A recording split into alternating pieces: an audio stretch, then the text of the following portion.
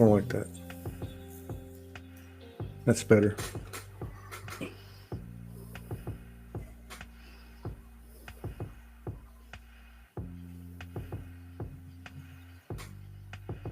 Tell me when you're going to go live. I did. I said live 3, 2, 1, and then I said it takes a couple of minutes.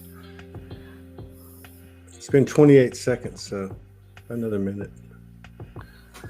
There's Stephanie Lynn.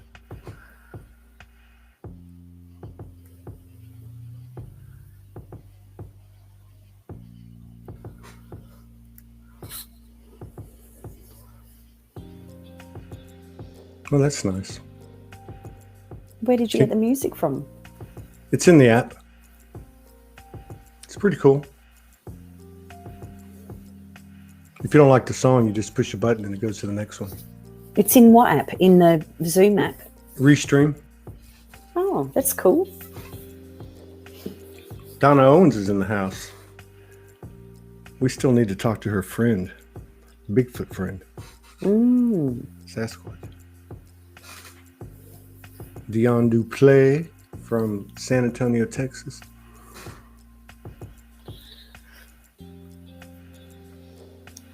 These are all the people that aren't sleeping in America, are they? It's only 12:15 on the East Coast. So it's 9:15. It's between 9:15 and 12:15. Memphis is in the house. Keith, you got to come down and jam with me.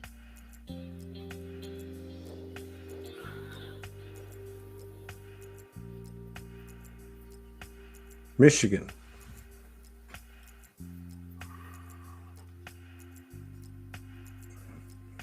So what are we going to talk about? Your new beard? Here, I'll kill the music. My new beard. It's the same beard. It's just shaved. Yeah. It's been an easy go, hasn't it, for July? June and July have just been a cakewalk. Actually, I'll just say just July.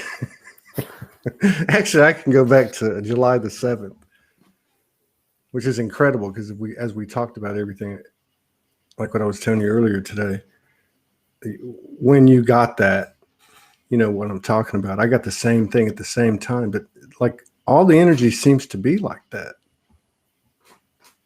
Like you can see it merging, you know, with whatever aspect of our life it is. It's weird.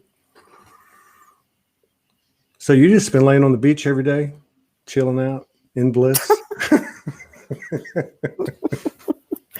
No, it's been, I haven't even got the words for how ordinary it's been. Ordinary on the human, I should say. Yeah. Well, ordinary, when you say ordinary, in America, we don't use it the same way. I don't know what the word would be. I know what it means. I know what it feels like because I've heard you say it. But it's like enough already, that type of thing. Like enough already. Ordinary, I think, would be not fun, not good, like quite difficult on the human, really confronting, like watching myself go through initiation after initiation and then talking to some girlfriends, hearing that they've been doing the same thing. So ordinary means like not great, I think. It's been very ordinary. Yeah, enough of that. That's what that means. Yeah. Morgan, tell us your impressions from Australia. What's happening over there? Oh, I don't know if Australia's any different from everywhere else. So, impressions like to do with all the lockdown. I'm not sure impressions in regard to what. I don't know. I don't know. The country's gone into major panic again. Last year, I think Melbourne was shut down for 7 months. People were locked in their home for 7 months. I think New South Wales is just entering its, finishing its second week and about to enter its third week. We've got all our premiers gone into major panic over, 16 cases in one state, and the whole state of millions gets locked down and locked in their homes, and that's not very pleasant to be. That's ordinary. That's very ordinary. Yes, Todd, you got it. What about, That's very ordinary. what about these other comments talking about the energy? What have we, it seems like since the 7th, for about a week after the 7th, it was very personal, very intense. The people that came on the shows were reflecting the same thing. The comments were the same. I mean, what are we going through? What's happening? Well, I mean, I don't know. Do any of us know? For me personally, I can talk about what I've gone through. I'm going through initiations. I'm going through having to hold my frequency, even in very troubling situations where, I'm not allowed to bend. I'm not allowed to compromise myself. That's what the last probably week to 10 days for me has been about, like really understanding where I've compromised myself, where I'm being quiet to keep the peace or behaving like I should be, trying to be well-mannered or obligations, things like that. And I'm just not allowed to do it. And I've really had to push through my own fears, drastically push through my fears to speak my truth, I guess. Yeah. And that's been really uncomfortable because, I think it's a female thing that she's just known or lived her whole life of not really saying anything because she didn't want to upset the apple cart or create any discomfort for anyone else around her, including herself. But I don't think we're getting away with that anymore. And we've had to really go deep and face a lot of the programming and eliminate them, 0 point them, like let them die away. Yeah. Yeah. And I don't think it's really just been for the last week and a half, or you say since the 7th. I think the 7th was like crunch time for it, but we'd already been practicing this for a few weeks anyway. Mm-hmm. But yeah, time of great change, and for the human, change can very often feel like loss or potential loss. So we're often afraid to step into that tremendous change. You got visitors in there? Apparently.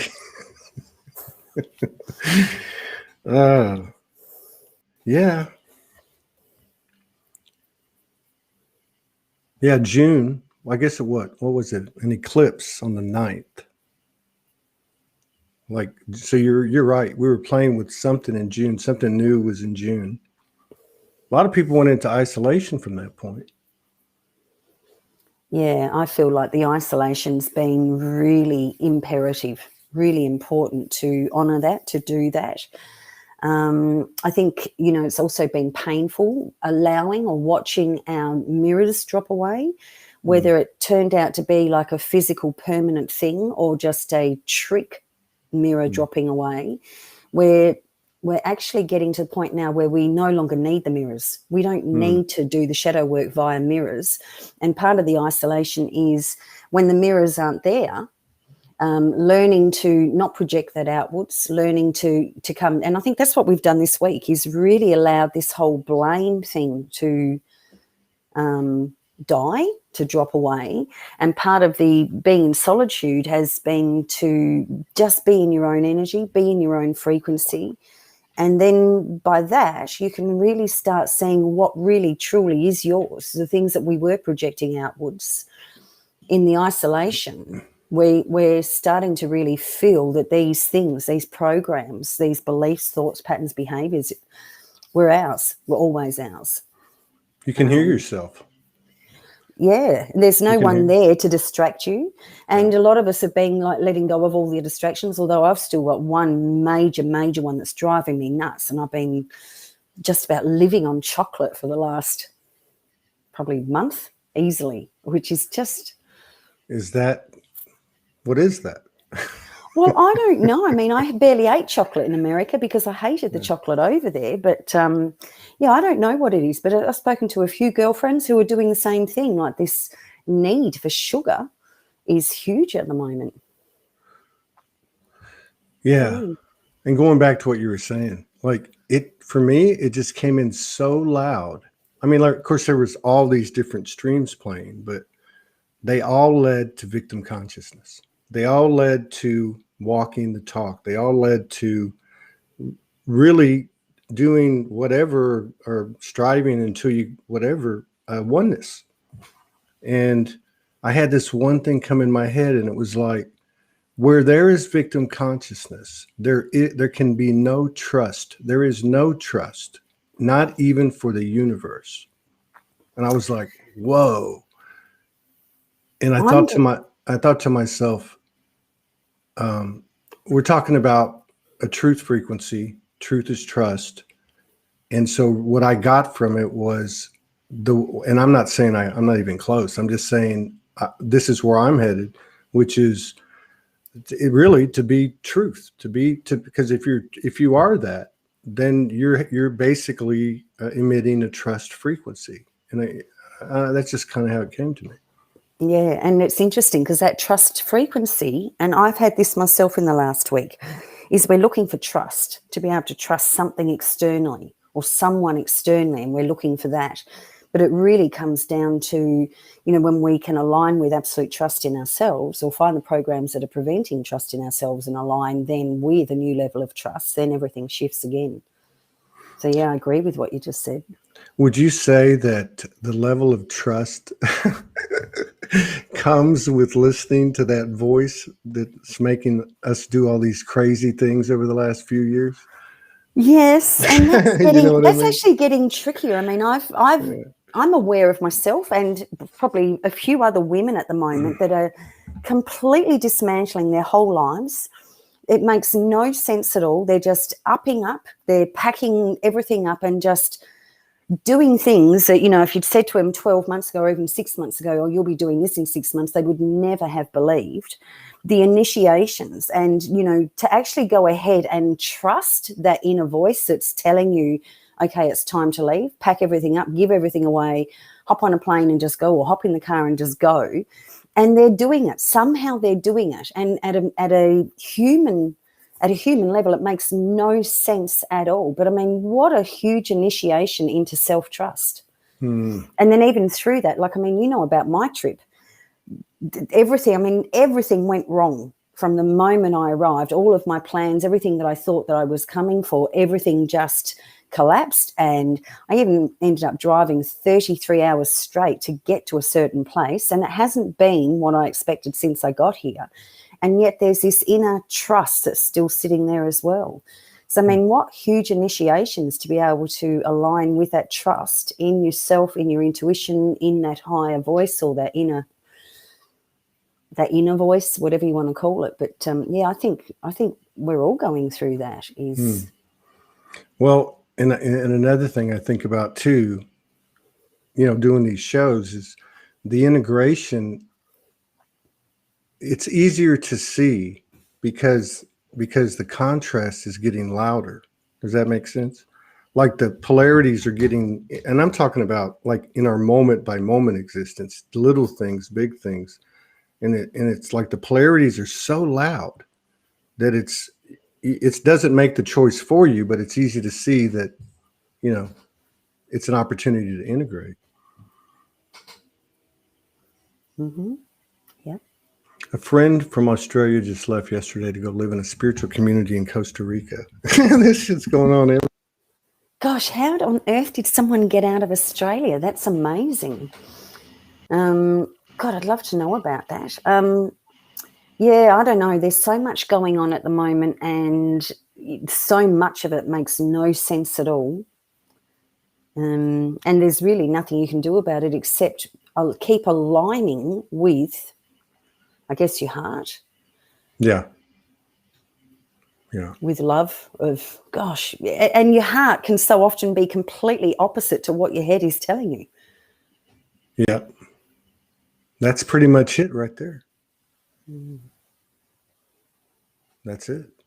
And that sounds hokey, but it's really not. I mean, I can What's feel hokey? Like cliche, like something you say but don't do. Is that a real word or a made-up word? That's a real word. Hokey? Yeah, hokey. There's also a dance. It's called the hokey pokey. Do the hokey pokey. I've heard of that, but I've never used hokey used in an actual Hokey sentence. means, okay, maybe it was the wrong word. I'll look it up. Yeah, I feel, and I feel very strongly that predominantly there's a lot of women at the moment being moved to other areas, specific areas, like exactly where they're meant to be. It seems to be a fairly solitude sort of movement, you know, that she's meant to be doing it alone. Trusting her own inner voice, trusting her own inner guidance, and doing these things that, you know, our family and friends must think that we're absolutely nuts or crazy. It makes no sense at all. And it feels very much like initiations. You know, you keep coming up against these seemingly really difficult situations, and you've just got to hold the line and keep moving in that direction. Yep. Alone. Yep. Well, you don't have a choice. No. That's the whole point. You know, sovereignty comes in degrees of detachment. But it's like the more you give up, the more you get. And you can't fake it. And sometimes it takes you for a ride, but I think what you said, those famous words, you always go back to the heart. Because if you're stressing out or if you're feeling good, that's the best place to be.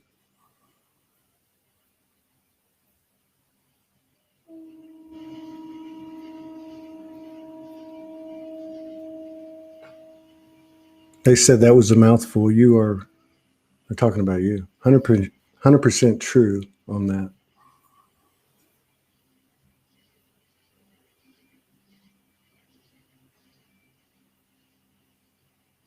I really like your new beard.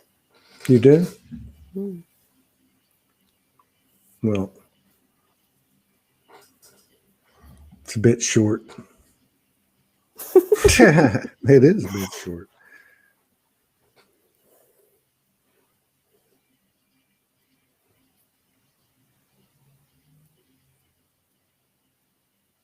Having a lot of dimensional experiences. I know you are. I wonder if people are having more and more dimensional experiences, out of body, travel, all that. Don't know. You'd have to ask them. I know I am. It's crazy at the moment. Like through the roof, crazy nuts. It's almost like on a daily basis. And I find that, you know, what once upon a time you might have had 2 or 3 periods a month of, you know, going down into the shadows to look at things. It's now it's like 2 or 3 times a week. You have a day or 2 good days, and then the rest of the time you're down in the trenches with it all. It's getting faster. It's absolutely getting faster. Yeah, it is getting faster. And it's so fast you can hardly keep up with it. But we're able to, which is interesting. People are, you know, almost like conscious of what's happening as it's happening, or getting closer and closer to that. You should see if there's any other women on here that are having those sorts of experiences of solitude and really just being moved into like new ways of being, like new areas to live, or do you know what I mean, Todd? Yeah. Lady, where is she? Oh, dang. Lady Virgo. She's in solitude. Jacques, she says, I just moved by myself to mid-coast of New South Wales. No idea why. So, yeah. I think see if she'll come on. So New South Wales is very close to me, although I'm not allowed near there. And I don't think anyone in New South Wales is allowed near Queensland either. Yeah. Here's another one. Kalina. Yes, women are being... Let me just put it up here. I can't read it. Yes, women are being moved to anchor the new divine feminine energies, pillars of light, divine feminine Christ consciousness, hugs and kisses off the bed, Sacred Heart of blessings. We were kind of talking about that earlier today. That's what I was saying, like energetically what it looked like to me. Like if you take the human out of it and you look at the earth like where it's happening, and the energy around it, the energy that's illuminating, and to me it's like all of these pillars are going in, just like she said, and anchoring and then expanding. It's going to be crazy when y'all come together, though. Who knows? Don't know. I mean, at the moment, it seems to be like a real drive towards solitude. And, I feel like it's to find her own footing, to understand that she can do it, to trust herself implicitly, that she can do it alone, that she absolutely can do survival, support herself, survive for herself, nurture herself. Like, it seems like a time. And interestingly, like these women that I know about that are doing it as well, they're just coming into letting go, like their children have just, started college or started uni or, started their own jobs. And they're just entering this new place of freedom where they're actually able, they're finally free to be able to do these really different, bizarre things. Well, they're not bizarre. They're probably, obviously they're normal, but if you've been a woman who's lived your whole life having a family, looking after children, working, doing all that sort of stuff, and now you're acting like a gypsy all of a sudden out of the blue in total freedom, it can seem bizarre. It's got to happen. It'd be really interesting to hear, other women that are going through this too, and what their stories and journeys look like at the moment. You want to invite some on here? Sure. Okay. So I'm going to put the link up. So if you're a woman and you can relate to this, click this link or copy and paste it to your browser address bar. And through the whole process, I've been here 12 weeks on Sunday, and it's almost on a daily basis, but not quite, but almost on a daily basis, there's been another test and another test and another test, where I've had no choice but to move through those, I'm going to call them initiations, and find a place of comfort, balance, alignment, find a place of alignment for myself again, because there's no one else around. I've been moved to the opposite end of Australia of where I thought I was going to be. I basically don't know anybody here, and really learning how to rely on myself, trust myself, respect the intel, just move through it in solitude. I never even leave the house except to go to the grocery store. I'm up all night and, well, for little food, not a lot of food. I don't know how I could be around people right now. And I don't think we're meant to be. Well, energetically, that's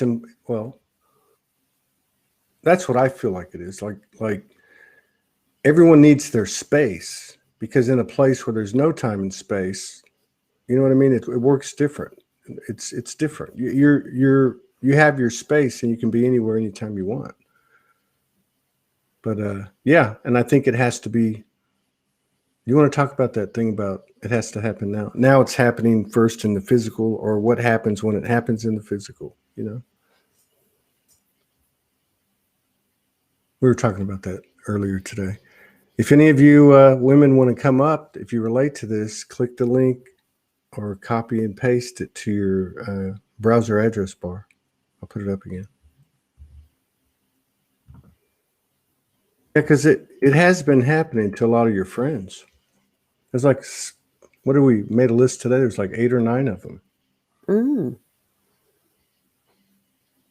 Yeah, definitely. It's and it's actually really quite scary to go through, because the change is so dramatic to what we're used to.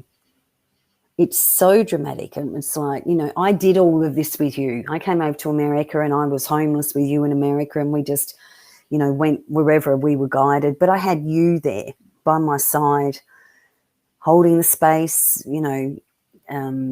teaching me to trust you, all that sort of stuff. But here I am now doing it completely alone. It's liberation. It's the liberation frequency. Yeah, well, possibly. But I mean, that's a really scary thing to do, to go through as a woman. Yeah.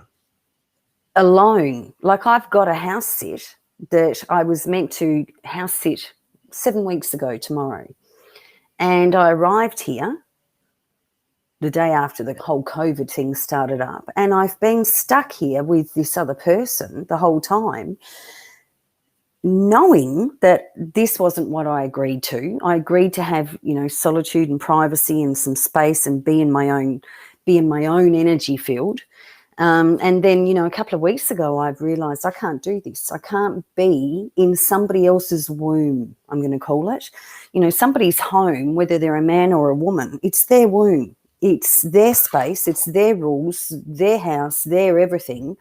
And so there's a level of, myself who felt obligated, well, I've got to behave this certain way or that certain way. I've got to try to fit into their space. And it took everything I had a couple of weeks ago to realise, even if I have to sleep in my car, if I have to go and buy a pillow and a blanket and start sleeping in my car, I've got to say to this person, this is not what I agreed to. Like, something needs to change. I didn't agree to share a house with somebody. And that, for me, it took me days to find the courage to say to somebody, I'm not comfortable with this. I'm not comfortable with what this now looks like. It's not what I agreed to do.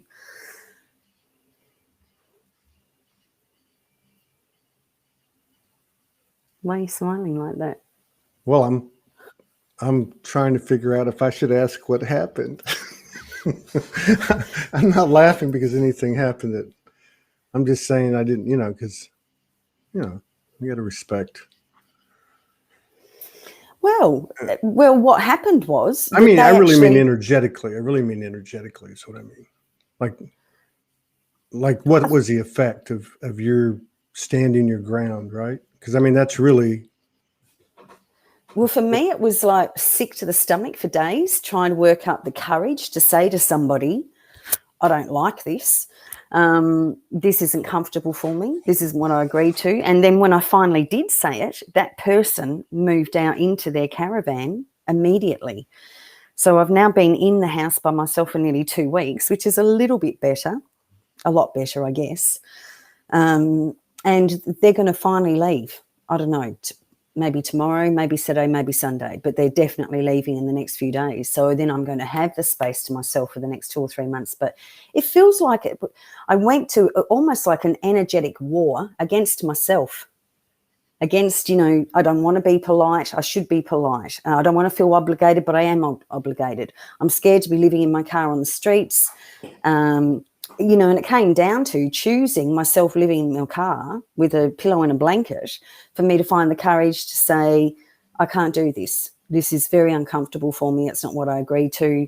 It was a really difficult thing for me to do. But after I did it, they immediately moved into the caravan, which they're going to be going away with in a couple of days anyway. But, it was a really interesting process to pick me at such a huge, obvious, in-your-face, uncomfortable level.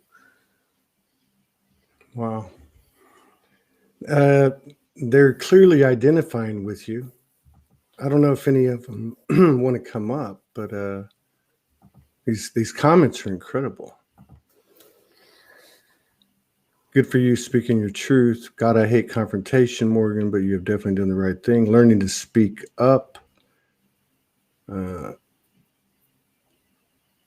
We're all being asked to speak our authentic truths now, no matter how uncomfortable.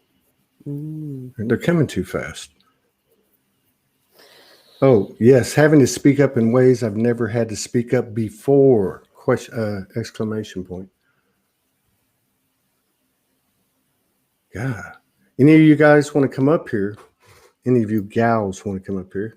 Yeah. that are making these comments. I think this is really the purest code we can offer each other. And it feels very much like it's an initiation period. We've all known for a very long time that she's going to have to eventually step into her power. I think the Dalai Lama even made a statement of like the world will be saved by the Western women. And to me, it feels very much like that at the moment, of like stepping into solitude, stepping into aloneness. Why are you laughing? I just saw a comment. I'm sorry. I'm listening to you. The balls to say nope, not vibing. It takes major lady balls. It did take major lady. It really did take. I mean, it took That's me great. days. I was so nervous. I made up my mind. I'm going to actually go to this man and say, look, this is what I agreed to. I was so nervous. I had 2 or 3 drinks and then forgot what I was going to do. And it didn't happen anyway. But fortunately, it happened naturally, more organically the next morning. Yeah, I think we're setting ourselves up for major initiations to test ourselves. What are we really capable of? How much power, personal power, do I actually have? Is it okay to say to somebody in their own home, you need to move out, or I need to leave, I'm not comfortable with this? That's a really big thing to say to somebody, to a man. There's a part of women who I think have mostly always been afraid to say something to men. We, for many reasons. We're frightened of them. We haven't. There's a part of us that didn't want to hurt their feelings. There's a part of us who, were stuck in people pleasing or well mannered or all these sorts of things. And to find these new voices has been really tricky, and it feels very much like initiation, like my higher self setting me up on these experiences. Like when I arrived in Queensland. Oh, we have Victoria. a friend here. We have a new friend here. I just have to say, though, somebody got the best comment of the night, even better than the last one. She said, you don't need balls when you've got ovaries. We have a friend here. Samantha. Yes. Can you hear me? Can you see me? Yes, we can see you. Oh, there I am. Okay. Hi, Todd. Hello. And hi, Morgan. Hello. Well, thanks for inviting. I wanted to come out and just share that we actually have very similar trajectories. Back when you guys went to Texas, I was also being called to go back to San Antonio, where I had been living there for a while. Right around the same time that you guys went over there. Hello, Tiny. Hi. Samantha's just telling a story. Keep going. And then all of a sudden, I hear that, Morgan, you going back home to Australia, and I was also being called to go back to my home country, which is Mexico. And so I'm also here by myself in this really interesting journey. And so I just wanted to share that because I thought it was really, really interesting how we were both in the same location around Texas, and then we probably moved around the same time as well. Wow. Do you feel like it's some sort of initiation? I mean, did it make sense to your human self just following these really clear, powerful instructions? Well, for me, it was interesting because I've always wanted to come back home to Mexico, but I was in the US for 25 years. And I was also with a partner at the time. And when we kind of decided to, kind of part ways, when my higher self was like, okay, you're going back to Mexico, I was like, oh, okay. Well, I've always wanted to go back, but I kind of forgot. But I guess it's time now. So I guess I should just go. Go all in and just trust. And that's funny. And here I am. So it definitely is a big initiation. Absolutely. I've never been alone in my life. And so being back home. It's beautiful, but it's definitely, I mean, it's a whole different experience. And I realized that I was much more, I'm much more, I'll say I'm much less fearful now than I probably would have been if I would have moved back sooner. So it was just like so synchronistic how everything just happened, and I was just pushed to just go back. And you know, again, now that I'm here, it makes sense. But I can also relate with the initiation, with having to, you know, with some of my friends and even some of my family members, I have been able to speak up way more than I ever have in my entire life. And it's a little scary, and I get nervous, and it's like, you know, and it's funny because I'm more fearful of speaking up with friends and family than I am with people that are not friends and family. But I guess that's normal. You know, and even like with my best friends, like, you know, they love me no matter what, but I'm the one that judges myself for speaking up. And so it's taking little steps, but I'm definitely I definitely feel more confident, for sure. That's the real virus on the planet. This is taking hold. Hi, Tiny. Hi, how are you? Thank you, Samantha. Yes. So with me, I was saying that it's a mouthful, the whole change of trying to learn how to feel your truth and come into the empowerment of the woman, and finding who you are. With me, it's been a roller coaster ride as well. I've been tossed and turned and everything that you can't imagine. So to find myself back to who I am and to speak my own empowerment and help others find their own truth, and to step in that heart space and not let anyone derail you for who you are. It's like an initiation, a big one. And you tend to want to walk alone as well. I just came back from Texas, Houston, and I had to leave Orlando to see the growth that I have done and to find my own empowerment and to speak out and not let anything bother me anymore. It's really a big change.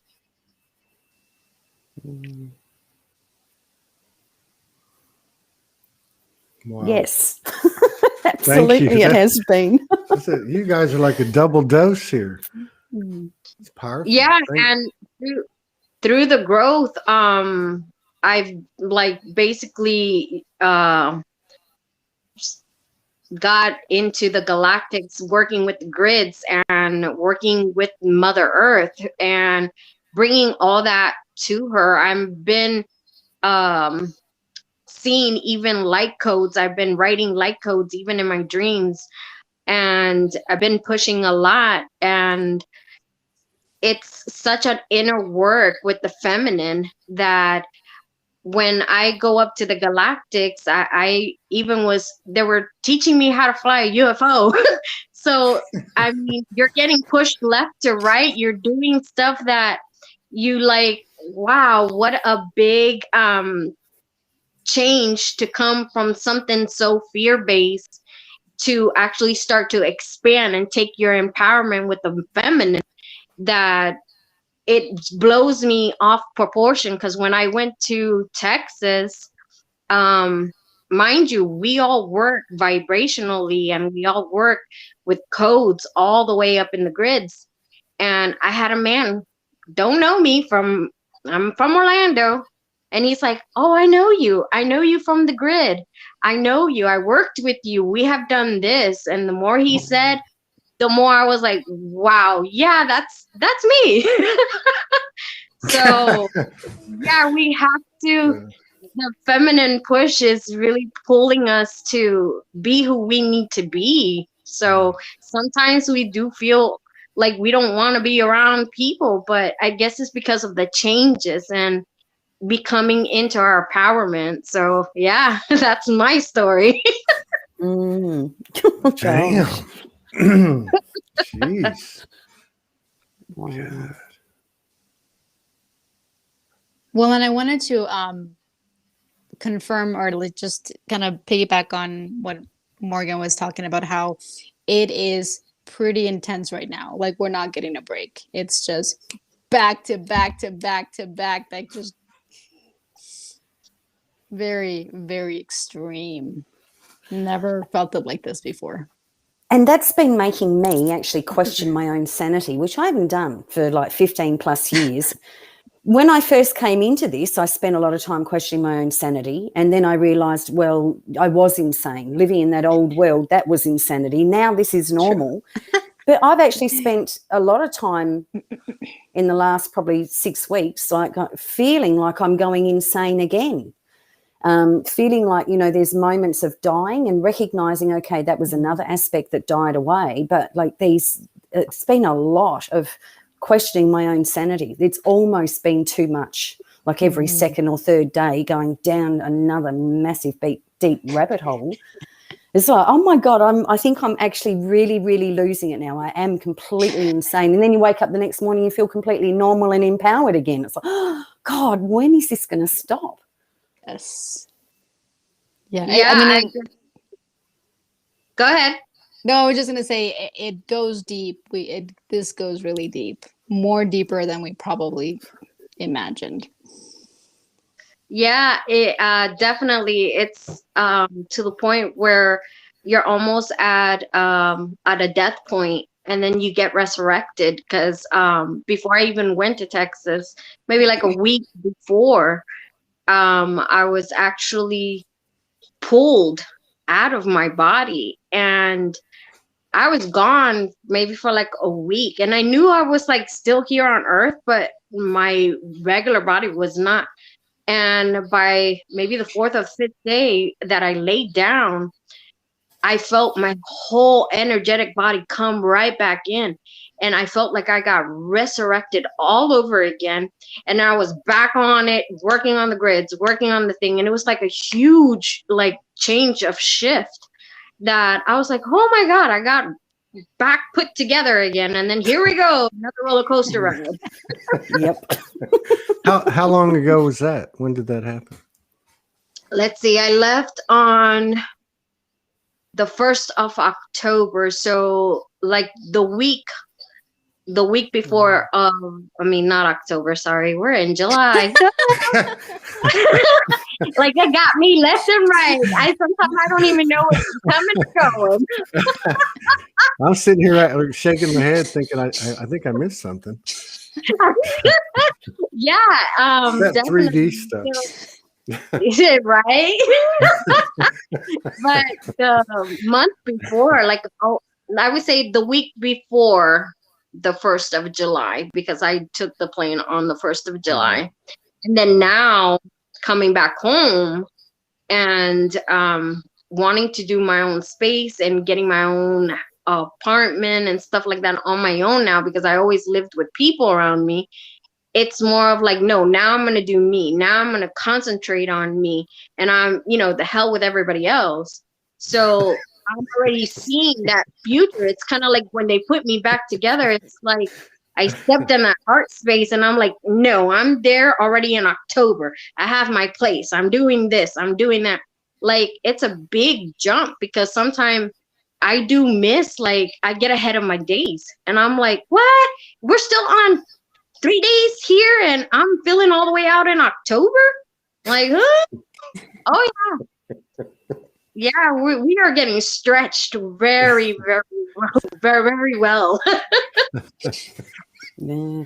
It feels very much like we're actually in a period of practicing, maintaining our own frequency, getting absolute clarity about what we want, how we're going to live, what our new worlds are going to look like. And by being by ourselves, there's no external distraction, and we're going to have a period of practicing this until we've reignited our own codes of what is it to be an empowered woman on this planet. And once that's done, then it'll be spread out. Then we'll see who's going to align with that and who doesn't. Yeah, it feels very much like we're in a period of dropping away everything that prevents that and then starting to practice, this is what my new life is going to look like. You know, without those old patriarchal energies, without the distorted feminine fear-based stuff still operating. Yes. That's very true. I'm going to make some coffee real quick, so I'm going to leave y'all to it. Great comments, by the way. And if anybody, any women out there are relating to this and you want to come on, online and share, I want to put the link up again. Oh, okay. Here we go. All right. I'll be back. Todd, what are we going to do if somebody wants to come on? How long are you going to be making coffee? Like 3 minutes. I just have to take it out of the refrigerator and put it in the microwave. I'll be right back. All right.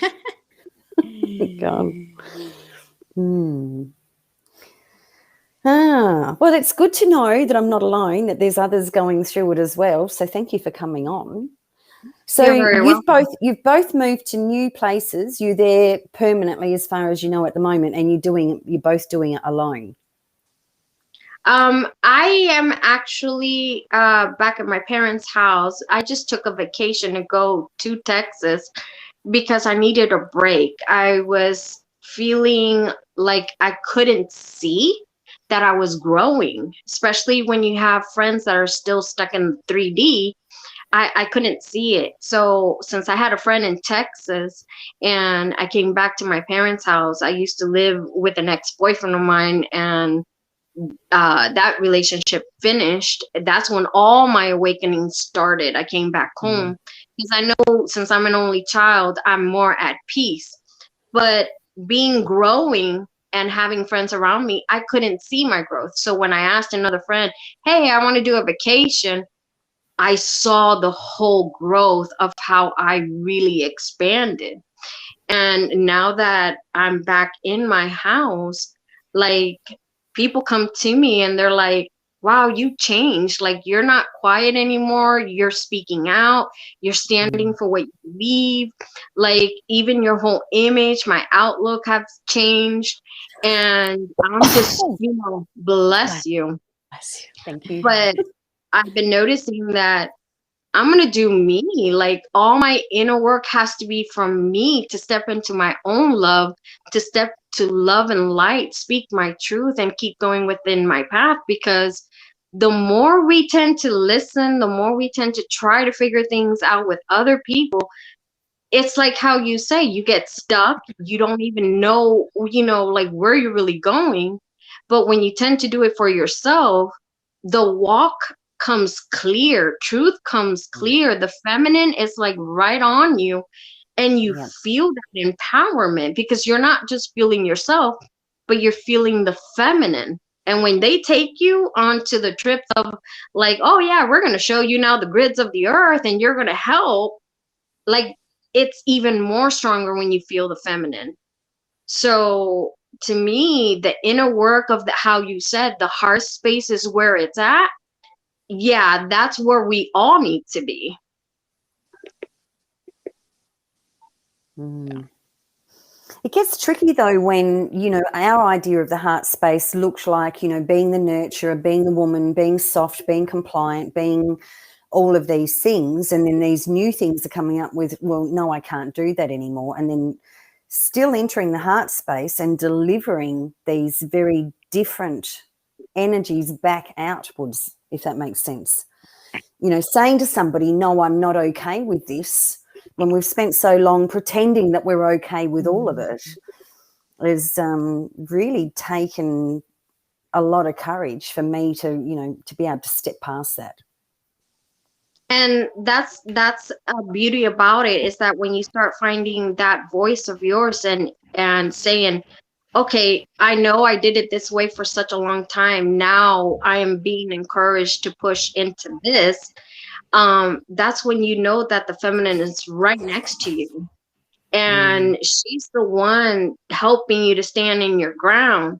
So when I got bombarded with her like pushing my throat chakra, because usually I never hardly like bark or talk back, when she started to open that throat chakra, speak your truth, it was like that. Like, I'm always helping, but I never helped myself. And when I started to do that, I said, now I get it. Everybody's in every different frequency, but it doesn't mean that we don't love them. It's just that this is the way we need to grow. Everybody has a limit and a point to where they need to grow. And sometimes we get, you know, kicked into that where we have to grow within our own growth. And the other person, even though they may not see it just yet, but it's going to happen to them. And then they're going to be like, oh, I remember why she barked at me this way, because it's going to happen to them. So we always have to remember that we're all in different frequency, but Mother Earth always have that one feminine that be like, no, it's time for you to grow on this part. They're going to get there. Don't worry about it. Just keep pushing you. Beautiful. Well, and I see that like when each of us start to speak up more, it's like we're giving each other permission to do it more and more, and we're giving more and more women and more everyone in the collective permission to do it more and more and more, especially when we've never done it before. Right. And the thing with all of that, it's kind of like we already, you know, pampered enough. And that's what she's letting us know. We already pampered enough. Now it's time to find our way back home to how we were. We've done this from the beginning of time, probably way beyond Egyptians, that the woman had the voice. And somewhere along the line, around the Egyptian time, it got shut down. Like the woman lost their voice. Now we are returning back to that. We are returning to how it is, that the woman had the knowledge, the woman brought life, and the woman always took care of the men and gave them the knowledge for them to do the other cycle. So we're turning back into that. That's why the feminine now is kind of like, no, I'm done, you know, babying everybody, because we need to learn how to speak again. Yeah. This is awesome. This is awesome. Oh yeah, I work with Isis and Osiris, and they've been teachers into the Egyptian side, and they said, no, back then women had rights, women had this, we lost it somehow along the way of the hierarchies, got lost. The woman all of a sudden started shutting their mouth, and it wasn't like that. It's going to be a really tricky place, because, you know, as a woman, I find that what I would do is try to plant really soft, gentle seeds rather than be direct. And I found when I was direct, you know, you'd have a very bad reaction most of the time. And so I find myself now saying, so what do you do now? Do you keep trying to plant these really gentle seeds that obviously, you know, they'll pick up if they want to be that soft, nurturing feminine? Or do you just continue to be direct? And like, how is it going to work now? I guess with everybody, depending how they are, because it's kind of like how they say, there are some that when you plant the seed, they will get it, they will understand it, and they will blossom. And there are some that you have to be a little bit rough just for them to get that little notch to kick them forward. So when you find, you know, people around you that has that maybe aggressiveness, that's when you kick in, and you're going to be guided. You're going to feel her. You're going to be guided to say, oh, no, I'm going to have to be a little rough with this one. You know, it's gentle, but you're going to do it. And then you're going to find those that have that, okay, yeah, she gave me this to think on. And you're going to see that they're going to move through it like butter, you know, like biscuit on gravy, how we say. But you're going to feel that there are some that needs that kind of notch. I know I'm very hard-headed, and sometimes I do need that kind of notch, and especially with one of my mentors. He's a guy, and he's like, you know, there's sometimes you get it just fine, and there's sometimes that you're just like hard-headed as hell, and I have to be hard with you. But at the end, I got it, you know. At the end, I was able to say, oh, I know what he said. I know what he did, because it put me in action. It put me to work it. It put me to actually evaluate myself inside, go in and be like, damn, he really triggered me this way. And then I go back to him and be like, hey, remember what you told me? You kind of was rough. Well, I figured it out. So you will find that balance, that sometimes there are some people you could be sweet, and there are some people that you just gotta be dirty with them. What's your name on Facebook, Tiny? Well, on Facebook it's Tiny Maldonado. That's what I thought. I've seen you out there. Yeah, and then on YouTube I have Tiny Dewdrops, which I'm just starting to work with the Dark Night of the Soul trigger words. So any like self-sabotage or something like that, I will talk about it. I will give my own experience and then teach or give an advice of how to turn it around for those who need that kind of movement to turn something around or to see it in another different point of view. And I have that going. And then over here in Orlando, then I do kind of like pranic healing, or sometimes when the Galactic Mayans come in, I just start talking Mayan. So I'm everywhere.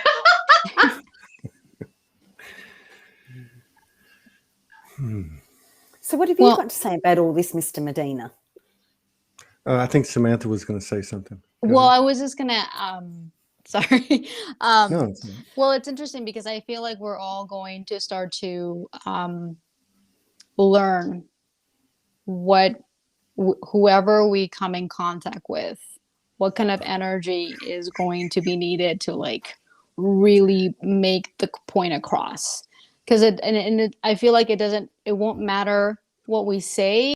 It's the energy behind it. It's the energy that we hold. It's the energy that we that comes the strongest. Sometimes it will come lightly, and sometimes it's gonna be like no fucks given, just kind of energy. And sorry. When you do that, just remember that you're not just also giving somebody something. You're sharing files, because remember, in our higher self, we have what you call I call it a library, but the Akashic records. And when you start talking to people, you're sharing files of something that maybe they need, and maybe you get something back for what they have. So yeah, you are making a big difference in somebody's life. Yeah, especially when you come across someone. Yeah, like right now, we're all sharing files. Yep. So there's a lot of laughter going on in my old office over there. What are you thinking, Todd? No, I was laughing because she was saying the same thing you were saying a few hours ago. Samantha was. Confirmation. Yeah. Oh, yeah. And that's one thing I noticed a lot lately is there is a constant confirmation throughout the day, but it's coming from that presence that you guys are talking about, leading the way on. And that's because you can hear yourself, and it's still, and you can see how it works. It's amazing. Oh, yeah. And then I think you're right about these little things, these little encounters. We would call them little encounters, inconsequential, from the human perspective, but that's where all the power is. I was telling Morgan, because she said for a long time, and she's right, the women are going to take the lead for a while. It only makes sense. If you look at the Earth's grid from an energetic standpoint, the female, the incarnated female represents what's been suppressed energetically. So obviously it's going to show up in them. And just look at the last 10 years in these communities. So you guys are doing these individual things that have a huge macro effect. And I saw it at Soulogy Fest. I've been seeing it on the last few weeks online on the shows. This is going to be interesting. I was telling Morgan that I don't think it's going to be like, oh, all the prime ministers and presidents are going to be women overnight, anything like that. I think it's actually going to come this way, like from the ground up. Yes. I can tell Samantha's ready. She's like going, yeah. Well, it's going to be backwards of how it's been. Yeah. Like everything's shifting. Yeah. And so, yes, it's reversing the polarity and everything. And you know, from the masculine perspective, it's fucking fantastic. It's amazing. It's wild. It's strange. It's frightening. It's all her, right? And so you get to a point, or at least I feel like I've gotten to this point where I'm no longer looking at the personal story. I'm looking at the energy, and this energy is what you know you guys are representing. And the cool thing is it's in the physical. So it's like we're going into dimension in the physical, and all we got to do is let it happen. And like you guys are talking about stepping in your power, the men can't step into their power because they're further away from that memory, if you will, right? You guys had the intuition. This is the writing's on the wall. Well, I can say that a certain men, not I can see what your point of view is, but I also met other men that have gone and have led, because you know we all come with a feminine and a masculine, right? So like with you have a feminine. So if you tap into that, oh, she's gonna take a hold of you and ride you, and she's gonna show you a whole bunch of stuff. It's just wanting to open that door. Yeah, it's like she actually did last night. I kid you not. And it's beautiful because you know a lot of men get scared of that, but when you take that wave and you take a leap of faith of like, no, let me ride this. Let me see what is there. You're gonna get a whole bunch of knowledge out of that. You're going to start working and wet too. You're going to get wet. Oh, well, if you want to ruffle her tail feathers, well, it's up to you. So this is Soulogy. So, but you know, the thing is, like, I was obviously speaking in general terms, and what I was really kind of trying to relate, which I didn't do a good job. So I'm so happy that you countered with that. So much of it for me has been breaking down the human, you know, stuff. And I realized over the last few months how deep, even deeper than deep, like everything seems to be, right, that programming is. So I know there's guys out there, I know that. But I mean, as a whole, it's what you guys are doing. And what you guys are doing, you could even say it this way, we haven't had to do. I mean, I went on the streets for 2 years and I found that solitude and all that, but it's not the same thing because I'm a man in a man's world, right? So that's the whole thing. That's the mystery. That's the enigma. That's the gold. That's where the magic is. So that's what you guys are what you are and what you're following and creating. So.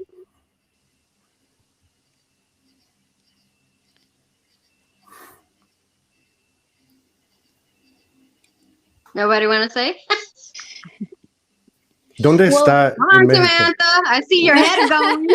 Well, I just wanted to say that it's because you're right. The divine feminine and divine masculine is within us. So it's not just the body, right? And so a lot of men are going to be stepping up, but more from this more divine feminine, from this more, you know, intuitive aspect or intuitive being, but we'll be able to like move through the divine feminine, divine masculine as needed, kind of thing, from purity, from like pure union and pure, our purest aspect. So it doesn't, you know, it doesn't matter if you're in a male body or a female body. I agree with that. I look at anyone and everyone, myself too. I don't really know if I can even name a person. I'm sure I probably could, because there's a difference between an androgynous energy and a balanced energy, masculine and feminine. You know what I mean? Like that. So for me, like it's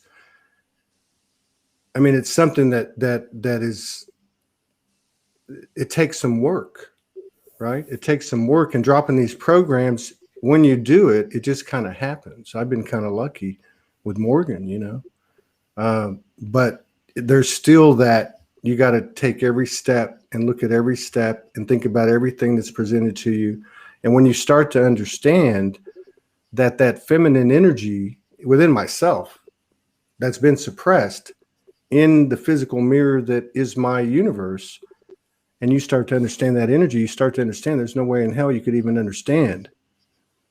But one thing you can understand is that the direction that energy is going is different than anything we've done, and everything we've done didn't make sense. So shut the F up and get out of the way and support the situation and build a field of creation, because that's what she represents. yes. Yeah, and that is definitely true. You triggered something, a memory, about talking about the feminine and the masculine. When I was starting to awaken, I always dreamt of this masculine always coming. At first, I was like, oh, that must be an angel, you know? But the more I kept trying to awaken, the more I kept trying to see, the more I kept pushing my boundaries, it finally clicked where I had my masculine in front of me, and he's like, are you seeing me? And I said, yes. And I looked at him and I said, damn it, I'm trying to awaken. He gave me such a hug. And I knew right there and then, wow, this is my masculine, and my feminine is trying to wake up, break with all of the crap that we have been. And here's my masculine pushing at me. So it is like you say, it's an internal work, but we can all get there. Mm-hmm. Wow, that's a fascinating story. And I've done this like alone. I haven't had the luxury of being guided. I've tried to be guided, but it always returned into, you know, people trying to use you, trying to do other stuff or crap, send you through the rabbit hole. And when I dropped the people that I was around with and said, no, I'm going to try to do this, I'm going to try to wake up, like, I guess that kicked my masculine to help me so much that when I finally looked at him and said, damn it, I'm trying to awaken, I felt the solar plugs, me and his solar plugs merged together. I knew that it wasn't an angel. That's my masculine trying to help me to wake up. Yeah. And ever since that, it's kind of been kind of like, I'm pushing. And now everybody of light is coming towards me. Everybody that I know is saying, yeah, you're not alone. We're in this together. And now I'm seeing people of light. But before, I was in total darkness trying to fight it. Far out. Morgan Lee. Yes, Mr. Medina. It's you have the talking stick. No, I don't. I'll talk if I feel like I've got something to say.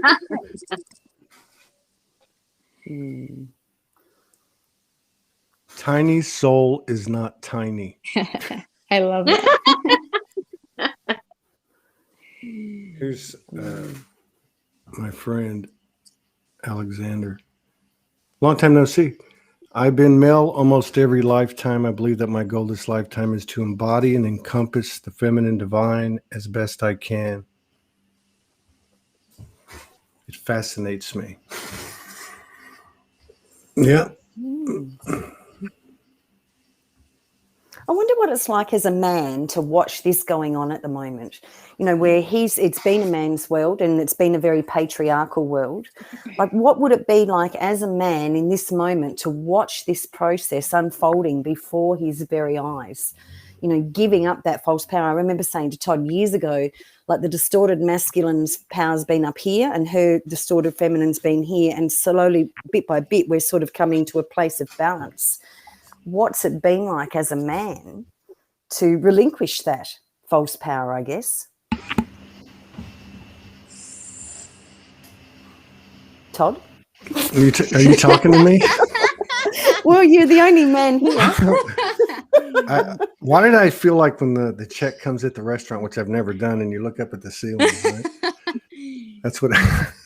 That's basically what I was hoping it would. No, I'm kidding. I'm kidding. I don't know. I can. It's been fascinating to me. I feel like I've had a front row seat. So, you know, with Morgan. But what I'm coming into is that, and first of all, it's like there's a part of you like going, okay, you do it. Okay. And I mean that in the best of ways. Like it's all like a relief, like there's a weight off your shoulders. And there's so many parts to it. I'm not going to do it justice, but overall, what I see is, wow, this is like more creation, less effort, more alignment. Like now, and Soulogy is a perfect metaphor, and I guess literal example, is to just continue to create a field where it's fertile for her.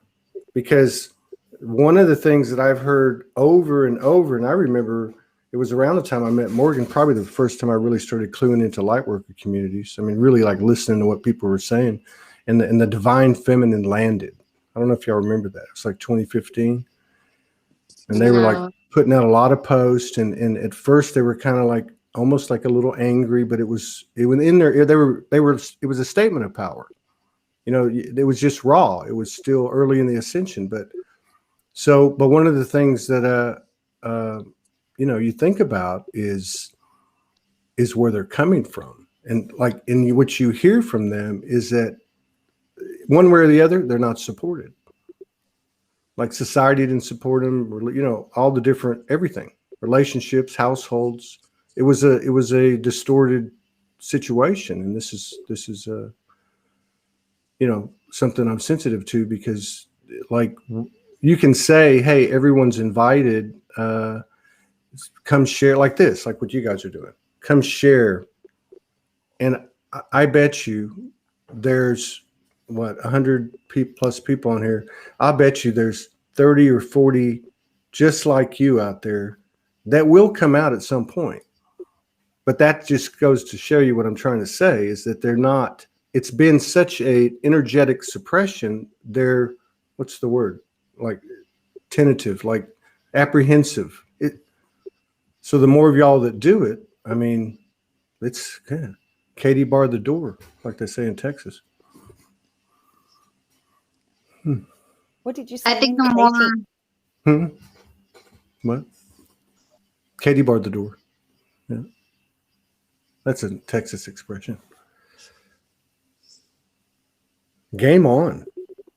I would love to have more and more, you know, we'd love for y'all to do that, to come on. I just get about 5 or 6 or 7 of y'all on here and just go make some coffee.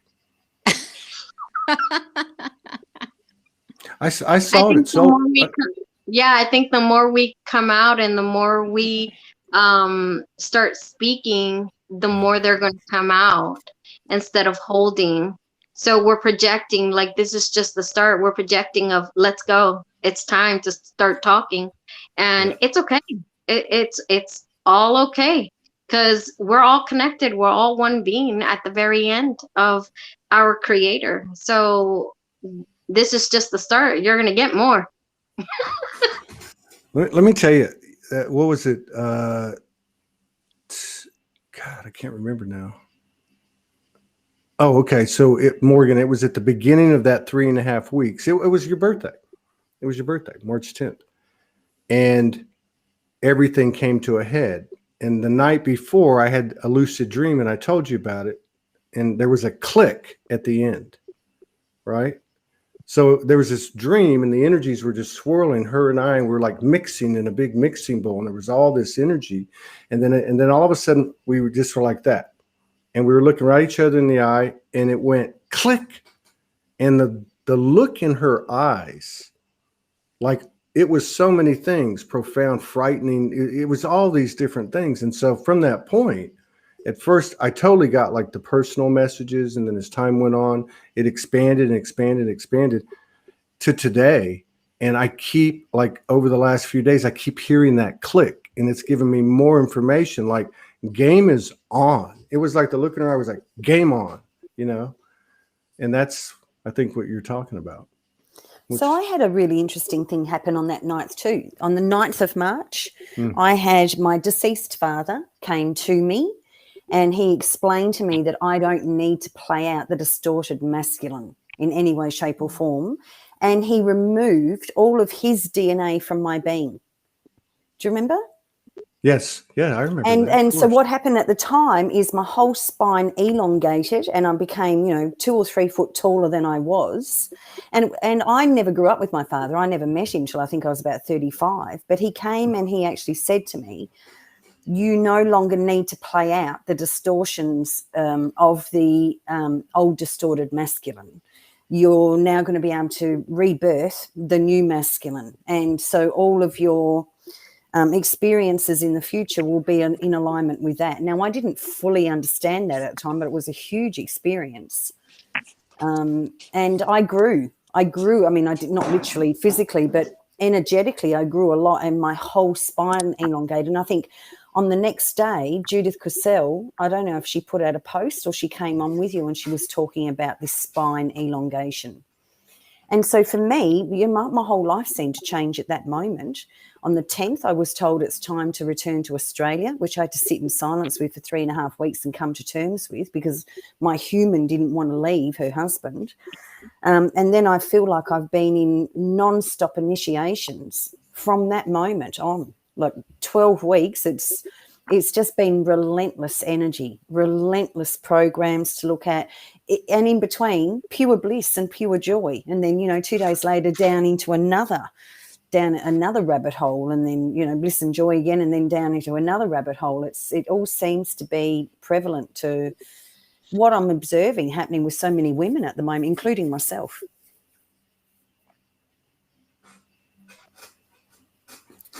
Uh-oh. Something happened. I don't know. We can put the call out one more time. If any of anyone else wants to come on? Yeah, any of you women out there want to come up and talk about, you back? Can you hear me? Your microphone's off. So there's a little circle below the screen. If you click that, you can choose your microphone. Is that you? Samantha? Oh, no, you're still there. Silent. She's silent. Yeah, she's still. Let's see.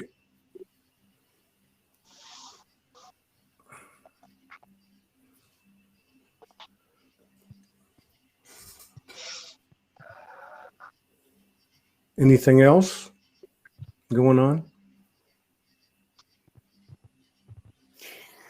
I'll go on to say that, further from that night that happened, that was the exact moment I understood that I wasn't here to serve that old distorted masculine anymore, that my patience and tolerance for babying that was done and dusted, that I wasn't here to fix, rescue, save, that all of my energy that had been at service to that now had to come into me externally.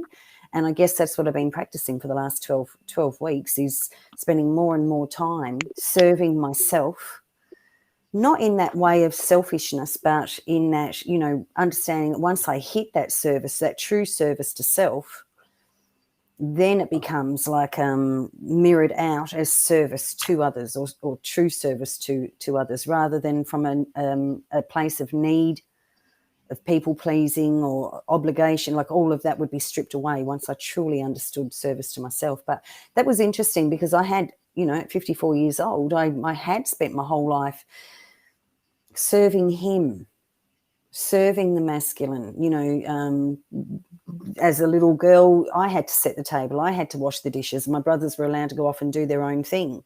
So all of that on that night, for me, the 9th of March, and then it was reiterated by the 10th, and now I'm actually living it. So much to say to a man who I'm meant to be house sitting for, I'm not comfortable with this. You either need to leave or I will. And hold him responsible for him not meeting his part of the agreement.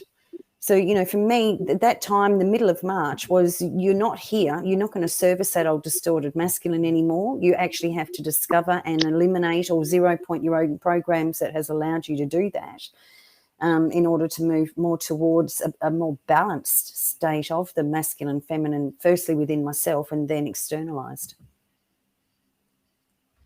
Yeah. Samantha. No, you're still off. Hijo.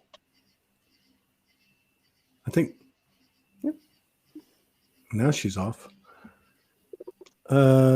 Yes, this has been what I have felt and voiced to myself, Morgan, that I need to be of service to myself first. Samantha.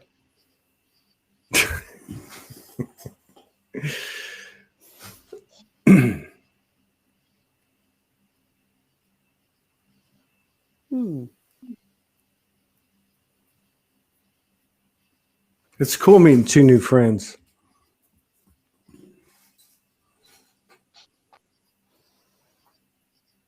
Aw. So, Tiny, was the last week been pretty smooth for you? No problems? You've been in bliss the whole time? This coming week, since I've come back, and knowing how much growth that I've actually have done and the inner work, I have felt already at that peace level. And I think it's just giving me a break for whatever else is going to come to start working again. And I think we all go through that period where everything is like a standstill, which Morgan has said that there's been like a little bit of a standstill. But I think it's because we're just processing what we just went through and what we're about to go through again, because you're going to be elevated, you're going to come right back down, then you're going to get elevated again, and then you're going to come right back down. And yeah, for right now, it's been all that inner work, and people have come to me and they're like, oh, I saw you at the church thing, and a lot of people was, you know, talking about something, but you stayed natural. Why is that? And I'm like, well, why do I need to be bothered with it? It's not changing me. I see their point of view, but it's their time to start looking at their stuff. I can't tell them, and I can't do the work for them because I already done that. So there are things that I have seen, and I don't get triggered by it because I already did the work. So now it's kind of like a standstill for me. And pretty soon I'll probably kick off again and start working on something that's going to nip me in the butt. Yeah. Yeah, I get that. I have a very small butt physically, but I must have a really big energetic butt because I'm always getting nipped in the butt. Yeah, I mean, we're always changing. There you go. Okay. Finally. Yeah. I just wanted to check and see if I was still on. Yeah. But yeah, it's a roller coaster ride, and the more we tend to stick to ourselves and grow and look for our own way of our truth, the more the feminine's going to come in, and then you're just going to have a little break, and then you're off to it again. Mm-hmm. Yeah. Click. It's done. It's done. Have either one of you had any experiences in the last few days, like with the mother in some form or fashion, like even like the Kali energy, or the dark mother energy? Like Lilith? Yes. Yes. So my healing has come through Lilith. And the awakening part is to understand that when I was a child, being, around older people who, you tend to have those kind of people who just kind of teach you, and, it's not a good behavior. And then you have friends that tells you what to do. Then you're running with Lilith everywhere. And for the most part, when I was young, I ran with Lilith. I was always in a heaping hot a mess, but it was the one who defended me at all times. And to leave that generation by and say, oh, now I see that she's the one who carried me. She's the one who have put the claws out to defend me. Now it's my turn to say, okay, thank you. I see now that I can go in this other route. And I've been embracing Lilith to understand that sometimes it can be a difficult thing, because Lilith can be dark as well as she can be beautiful. And it all depends how you grow and what atmosphere you're at, So with my Lilith, it was very always running and always defending and always, if you do bad to me, I'm going to do even worse to you. So, and mind you, I'm an only child, so I have to defend myself all the time and find my own truth. So with my Lilith, she's the one who gave me the empowerment to understand that, hey, you don't need me no more. Now you got a voice. Now you have this. You're more awakened. So I'm very grateful that, I may have not had a very, very great life, and I had to always fight through it.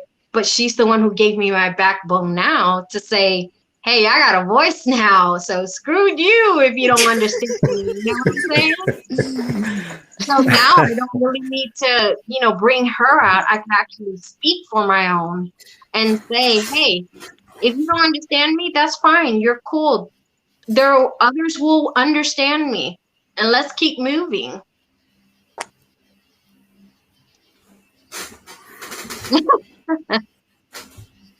Samantha.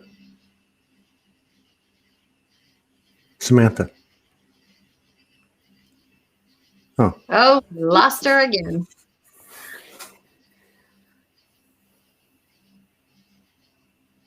Oh, she comes on.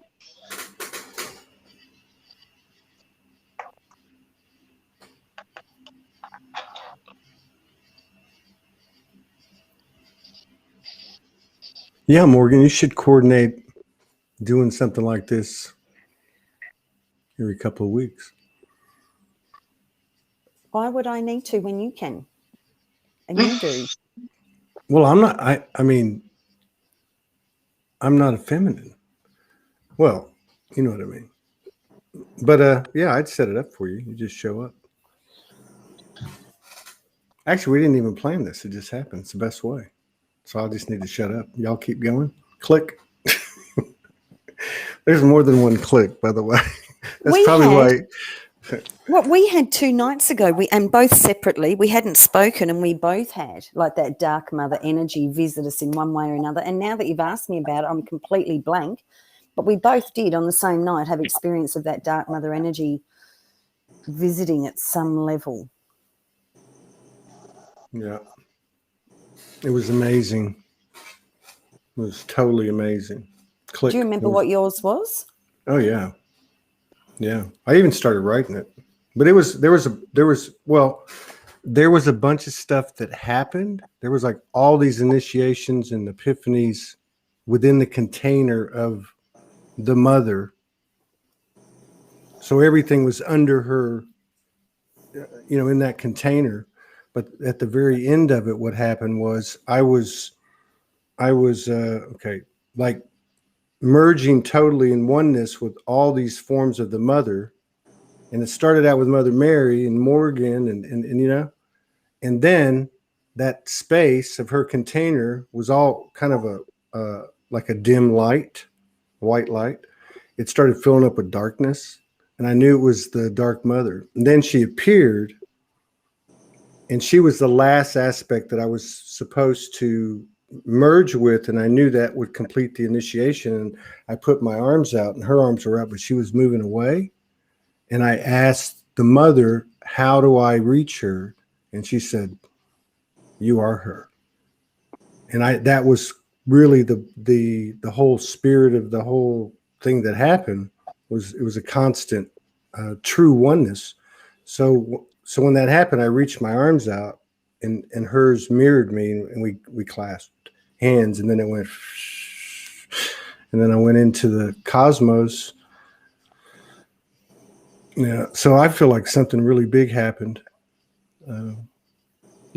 on or about. I mean, maybe it happens for people, at different times, but yeah, it felt like the real click. It felt like I was telling Morgan, like coming out the other side, like we're in let's say the old paradigm, and we're getting sucked into a channel. Like you could even call it 0 point. And like you talked about, you get it, then you go down, then you get it. So like this is the down, and now it's coming out, but it's the new paradigm. That's what it feels like to me. And as a man, it feels really good, to be honest with you. It's like you have a whole new, like your creativity can just flow now. You don't have to be the man. You don't have to do all these things, open doors. You know what I mean? I mean, it's crazy. And then to go through it with Morgan. So as a human, I mean, I'm biased, but I mean, as a human man, I can't even imagine loving more from the heart. And then you make this shift as we come out of that channel, and it's a love you can't even. It's beyond two people. It's so it's pretty cool. And that's awesome that you're saying about that, because I had a friend of mine who just asked me recently of a pure kind of love, and I'm like, well, if you really want to love, instead of always giving love, give it to yourself. And there's a practice, and it was probably done maybe around Egyptian time, but it's an old practice that I can remember. It's an old memory that I've had of a past life. And when you are, whether you're with yourself and you're doing your stuff, giving anything of love, right? Instead of always pushing out to whoever needs it, try to hold it in your heart space and feel your love. And when he was like, no, I can never do that because we're guys, we always have to like just let it out. And I'm like, no, it can be done. You just have to concentrate and always know that within you also is a feminine you that lives in your heart. You just have to take it inward. And then he's like, well, I never heard of that. And I'm like, no, it's an old practice that when you turn the love to yourself, whether you're a female or a male, and you start feeling that whole energy will show you like your whole inner being. You're going to step into that light being of love where that heart space is. And it's going to shift from there. So he was like, oh, I'm going to try and practice that. And I said, go right on ahead, but just keep it focused that it's your love. It's your feminine that you're going to love. So you're going to see your whole being. So it is possible to, you know, feel all types of love. But when you start loving yourself and your being, it's an elevated love for sure, almost to the creator point. Mm-hmm. Yeah. It is that. It is exactly that.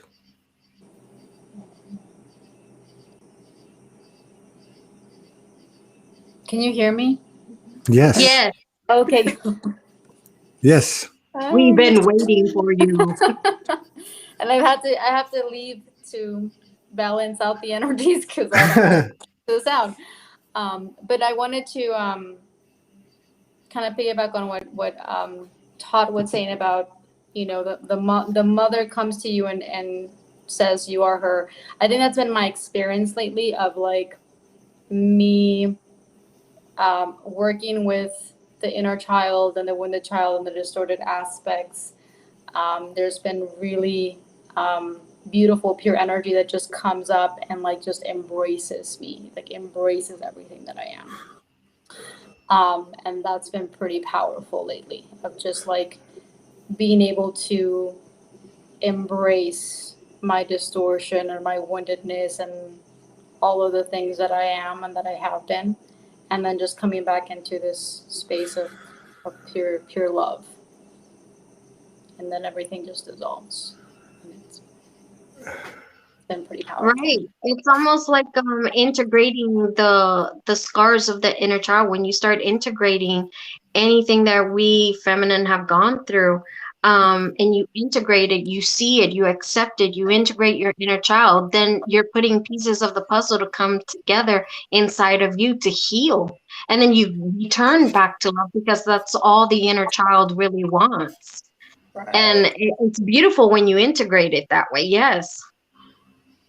Yeah, and it's been like I haven't had, because you know, I worked with divine mother figures, but recently it's just been, it hasn't been in an actual like human form. It's just been this energy. It's just been this pure energy that comes through, and it's been really powerful. Y'all are activating the hell out of me. The three of y'all, the energy. Seriously. That is awesome. It's very cool. And, you know, I got a hint of this at the Soulogy Fest. I've told the story a few times. There had to be 40, 50 women. They all had the same soul. There was this energy right here. It was this energy just being allowed, just being free, right? Like being in out of the corral, like a wild Mustang. But it was incredible. And so, yeah, this is really cool to be in this space. Well, and another really cool thing that's happening is, as women, we're coming together without judgment and without competition. Like, we've been competing for far too long, and we've been like battling each other and trying to be number one. It's like, no, we have to come together now and really support one another as we are, for who we are. Yeah, I mean, I totally agree. I mean, we've been, I call that reality the Barbie reality. Because, you know, we started in the, you know, when I started growing up, everything was kind of like model skinny and, you know, you had to be the Barbie figure.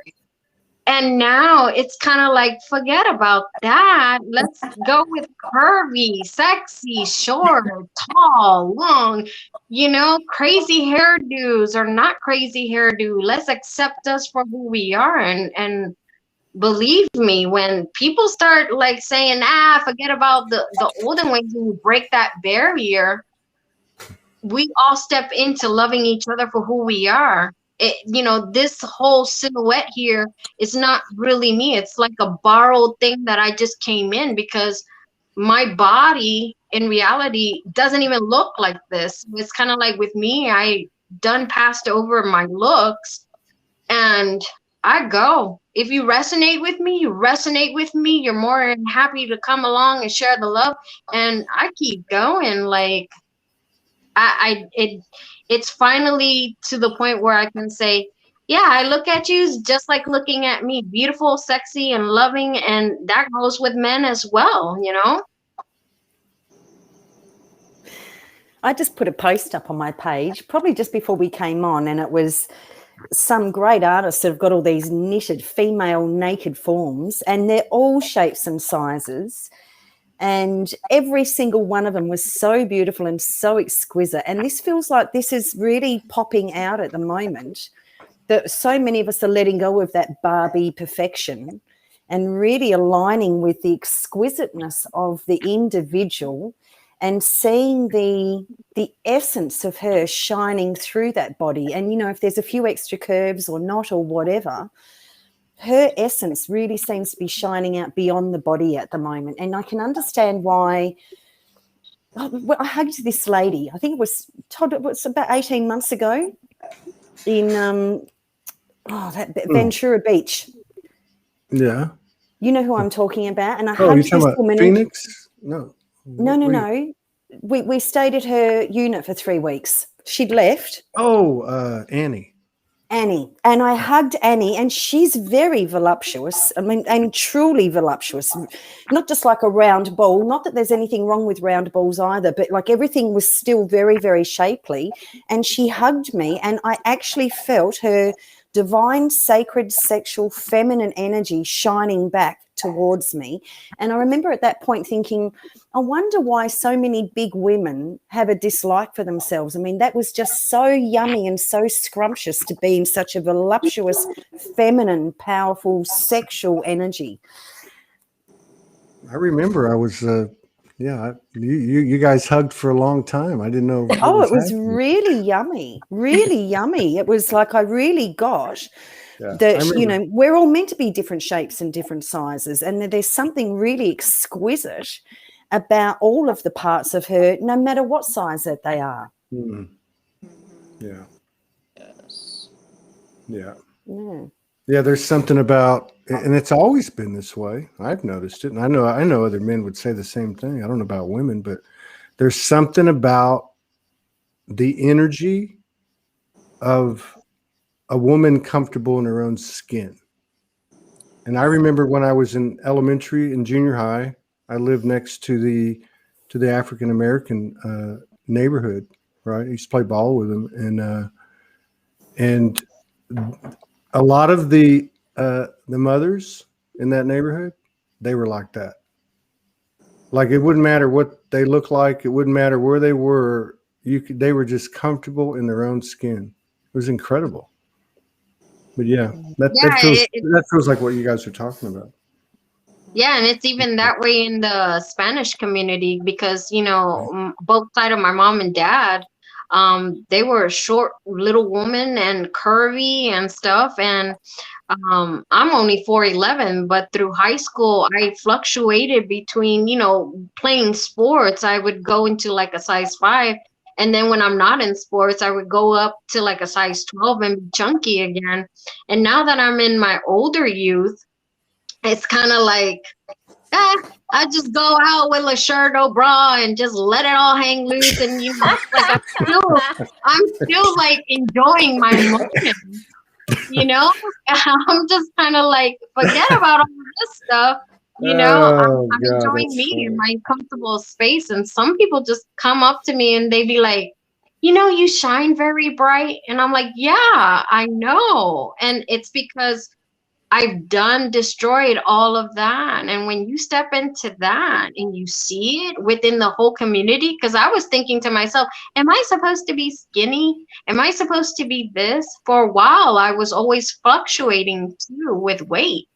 And when I started looking back, wait a minute, my whole family were chunky and they were sexy and beautiful and they had great people by them. And it just turned me around completely, a whole 360. And I'm like, you know what? I'm going to start loving myself for who I am, you know, and forget the rest. Mm-hmm. Right on. Man, this is powerful. It's great. It's great. It's so great that sometimes now I look at, when I get a chance to actually see certain TV shows from other friends that are still stuck with the TV shows, there are actually women getting like stuff planted in them to make them more curvier or bigger Oh because no. they would eat and they can't gain it. So they would go and get it. So it's like we're making a big statement now, love your body. And then you have, those who have the money and go pay for it. But you can see the difference now. Now curvy is in, now loving ourselves is in. So it's very a powerful movement. Yeah.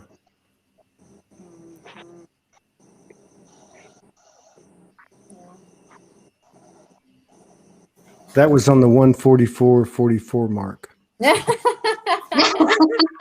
Right. Yeah.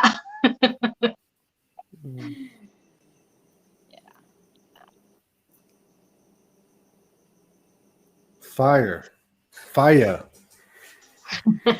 Guy, I don't do all that like what's coming thing like Morgan does, but I just remember in May for some reason, even going to Soulogy Fest, I kept thinking about the summer, and all I could think of was fire. Just I was talking to a friend the other day, and they were like, I keep seeing this vision of these waves, and they're waves of fire, like purification kind of thing. Or woman in fire, because I'm a Sagittarius, so I run with fire. Me too. I'm Sagittarius. When's your birthday? December the 18th. Wow, that's a 9. I'm December 9. Nice. You're my kunyao. Yeah. My kunyao.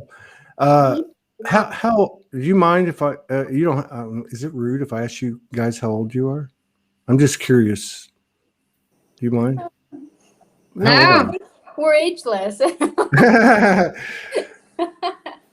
I'm just curious because you both look very young, and it's one thing to have, because obviously the women are leading the way.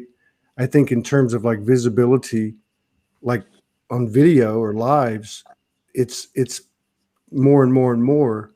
So it's good to see that energy, but also the age, the linear age, because so many of these communities haven't had young people. Well, let's make Todd first decide what age he thinks we are, and then we tell him. How about that? Let's make it interesting, since he's calling us so young. Okay. I can't see. It's. I can't see. I would say. Start with me first, Todd. Yeah. Which version of you? I've seen so many, and especially in the last few days. Yeah, I know how old you are. How young you are. Skip me then. Yeah. Okay. I don't know.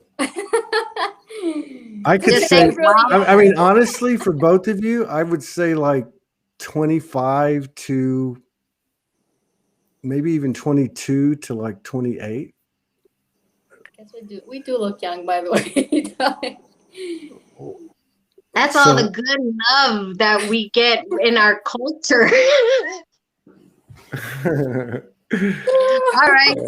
So for me, I really go ahead. For me, I'm 43. Oh wow. Are you serious? Don't look like Yes. That's what I'm saying. What about you, Samantha? I'm 35. Okay. 34. That's I'm still about to be 35, but 34. Holy moly. I know. And I'm 20 years older than you, Samantha. I'm 54. Oh wow. You do not look. I know she looks young. Thank you. Well, and this is, I feel like this is a theme too, that we don't look our age anymore. Yeah. No, and that is true. I was just talking about that to a friend, and he said we got to remember that when we're working in the galactics, where our true original body is, in that state of mind, we pull down what we really are. So when we merge with our higher self of galactic workers, because we're all higher beings, we start to rejuvenate ourselves. Our DNA will start to, instead of aging, we will start replenishing. So we don't tend to look older anymore because we're connected. So now we're replenishing all of that DNA, all of our cells. Yes. Because he's about 50, around there, and there's no gray hair on his head. Like, he does not look it. He's looking around 35, and he's in his age of 50. Yeah. Well, it's going to be Maybe it interesting. starts now after 55. Maybe all the grey stuff starts then. Look, Todd, how old are you, Todd? I'm 59. I'll be 60 in December. There you go.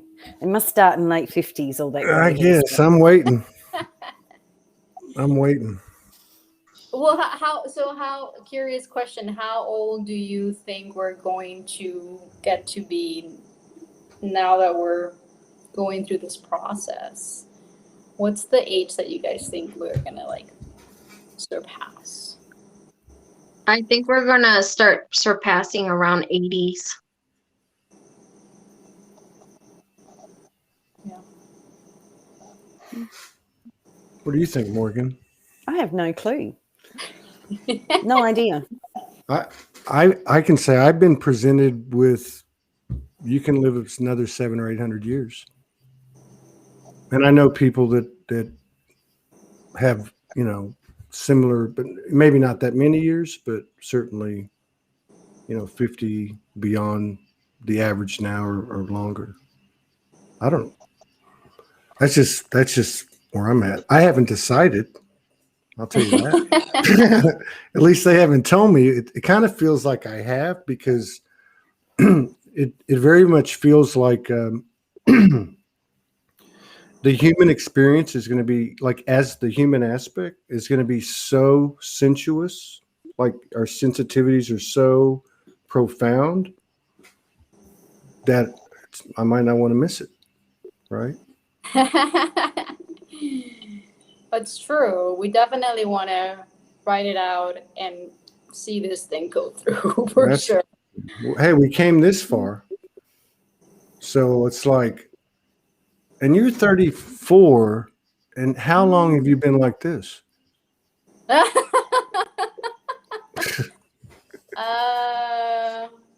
don't know, maybe since I was 24. Really? Wow. That's cool. Probably. I have been like noticing, like, my skin was not this clear. There's been different things that you could start to see, like, oh, you do start to look younger and your skin starts to clear up, and all of these things starts to happen. Yeah. So it's nice. But I also agree that I think for sure for me it's 100 to 200. I think will be probably we'll have the option to stay at least 100 and 200, and then we'll go beyond, because I did read that, like, I don't know what to say, like, humans are supposed to live 700 to 800 years, and they have in the past. Yeah. So we're going back to that. There was a lady. As long as you're taking care of your temple, because a lot of it also is based on nutrition, and the more you eat more organic food and clear your system always, and do that fasting of like purging whatever, detoxing anything out, and then replacing it with organic stuff, and especially water is a big conduit, like for major activities within our own body cells. And you allow your body cells to actually start repairing with the water that you're getting, like water that is um oh my god, that is activated. Like you can activate your water by just talking to it and saying, I'm bringing the light of your creator. When you activate your water, that whole thing start to replenish even your cells that you never knew were inside of maybe your bones, because it can get through there.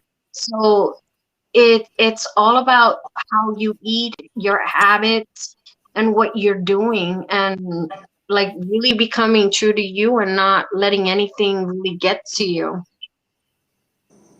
Yes. Yeah. Well, I'm not hanging around for a day longer than I have to. Todd, if you're going to stay here for 700 or 800 years, I'll see you later on. Well, I've already, yeah, that's been presented too. But I don't know what well, okay, that lady, that lawyer from what is she from? Geraldine. Yeah, she came on the other day. Well, the last show I did, because I kind of took a hiatus a couple of days ago. So she came on, and she said she follows Franco a lot, Franco de Nicola, and Franco talks about there was an inverted 3D matrix, and then there's an organic 3D and an organic 5D, and that a year and a half ago, the inverted matrix projection was shut down. That's part of the reason that the energy is clearing. Anyway, she said, was really profound. She said, why would I want to go to 5D when I haven't even experienced organic 3D, where there isn't the distortion, right? And I thought, wow, that's true. Like everything would be so much more enhanced. So, what's the rush? We're eternal. So I'd never thought about that before. I keep thinking, oh, I want to be in 5D. I want to be up there. But I don't know. With all this stuff happening, it's just like every day I have more appreciation for being human. I think humans are badasses. What does the organic 3D? Well, organic 3D would be, let's say, as some people, as him, and he's not the only one, would say that it was a realm that was created that would have polarity, but polarity more like contrast, not distorted polarities. Or let's just say this. Let's say the mother goddess set the balance of the realm, and then in their narratives, in their intel, they talk about how there was basically an implant, and you can talk about the projection and how the moon was moved in to transmit the signal and such. But so the organic would be without the distortion. You could look at a green apple and a red apple and really energetically see the difference and experience the difference. Or that may not be a great example, but certainly not without the patriarchal programming and all that crap and the victim consciousness. None of that would be there. Mm-hmm. Yeah, So that how would 5D look like then? I've never been there. I don't know. I mean, I just pulled that up as just to kind of give you some context. I mean, for me, I'm sorry. Go ahead. I know that with the 3D, I pulled out through the whole matrix of that programming, the big programming that kept us kind of isolated. I broke into breaking out of that, and it took me quickly to the other side where the organic 3D was more the earth is more brighter. I think that's what you were trying to do. I know you said green apple and red apple, but if you kind of looked around you, like if you had a chance, haven't you noticed Samantha, maybe like the grass more greener. An apple to you, your eyesight would be more brighter than usual. That's what he's talking about the organic 3D. And then the fifth level, you're more like aware of everything. Like you can see a difference of like when you're driving and you start looking at the clouds, but you know, you're at a stop or whatever, or if you're walking. But if you look at the clouds, the 5D is more like you see layers of clouds in very different levels. It's not like a brightness. You can actually tell details of everything.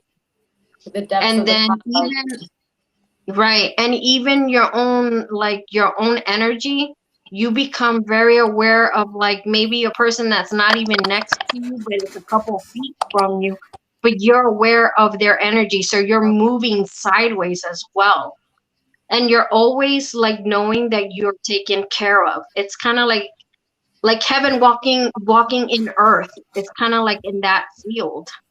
Right. Well, I just wanted to like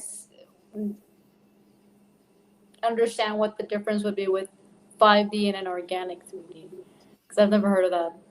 So I think I understand. I think that they would both have.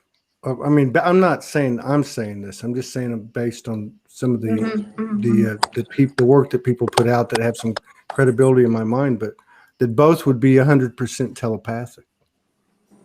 And the other thing that I understand about that particular forecast is that 3D and 5D reality is only going to last like 10 or 15 years from now, or 10 years. And you can kind of go, and maybe it's just a metaphoric kind of thing that can go back and forth, because like you asked, what is 5D? I've noticed more and more that there's a lot of anomalies or aberrations or glitches. Of course, and along with the synchronicities, like Morgan and I talking yesterday, and then we were talking about the day before, or my night, her day. And the thing about the Dark Mother, and there was other things in our experience at what was essentially at the same time that we both got individually, and it was the same thing. So like those type of things to me would, I don't know if that's 3D or 5D. As long as it isn't distorted, I don't give a shit. And as long as there's no victim consciousness, because I'm so what did you say? Ordinary. I'm finding victim consciousness very ordinary, and Well, and that's what I was kind of confused, because if there is no distortion, then it's pure. Yeah. Right. Both would be pure. Both would be pure. Yeah. I guess maybe if you're like in 3D or organic, you're not as aware. Well, no, you know what this lady, and she's an attorney, and she's very well put together. I mean, she's on it. She's actually involved in some really, really interesting stuff. A council of women, 12 women that are attorneys that want to consciously transform the system, right? So what she said was, going into 3D, the way she explained it, maybe this is the answer. She said, I don't want to go work in 5D and like work from that field. I want to go work at the ground level, at the physical, and be part of it. In other words, embody it. And that's what she talks about. And the ladies that she collaborates with, was very powerful. I'd never thought of anything like that. And yet it was another expression. It was nice to see too, because here's this group of attorneys from around the world that are actually engaging other attorneys to make a conscious change. And she told stories about men. You know, she talked about how such an alpha, unethical, dark system it was, and how these men are coming out going, hey, I can't do this anymore. And actually come into these women and saying, how do I get out of this?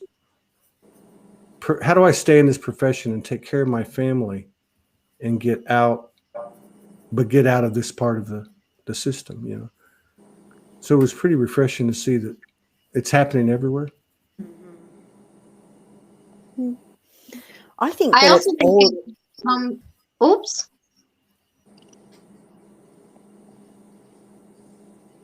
Oh, I was going to say that I think also when you're talking about into the ground level, I think it also deals with what we come here to do. Some of us come here to work within the ground level, and then there's other of us who will work within the higher realms of like the grid work, the galactic side of it. So I think it's whatever you came here to do.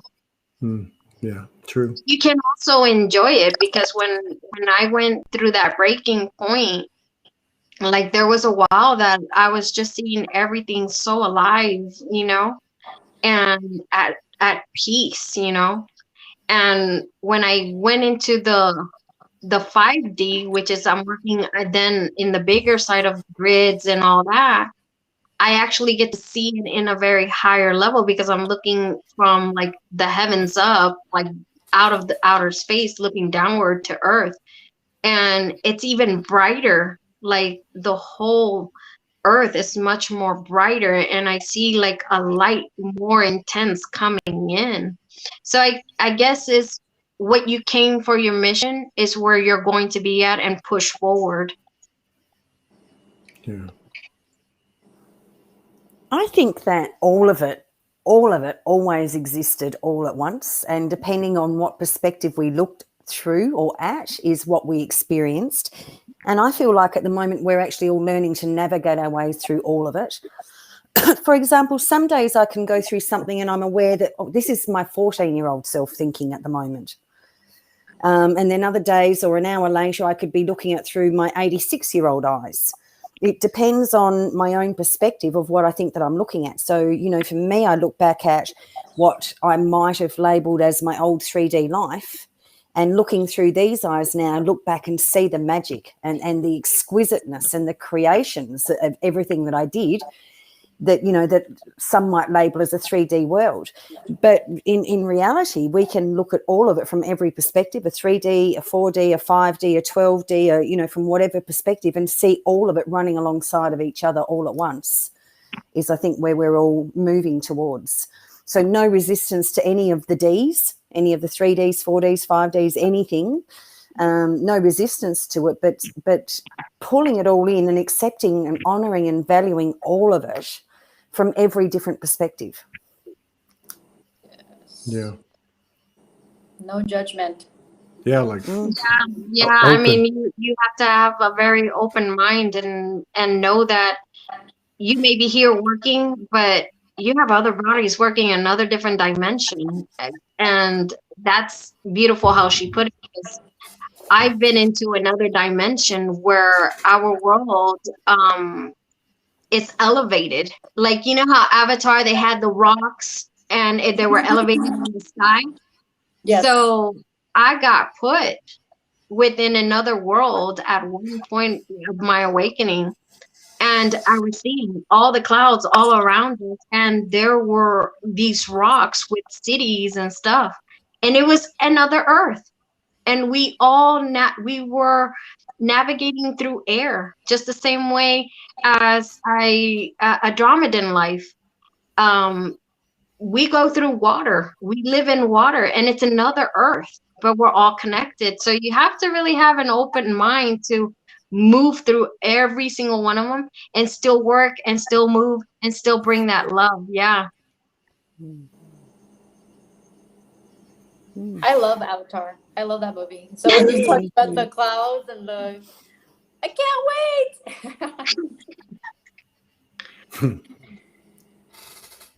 I love it too. Yeah, Todd doesn't like it. Oh, and Yeah, there's a world there, Todd. what's that?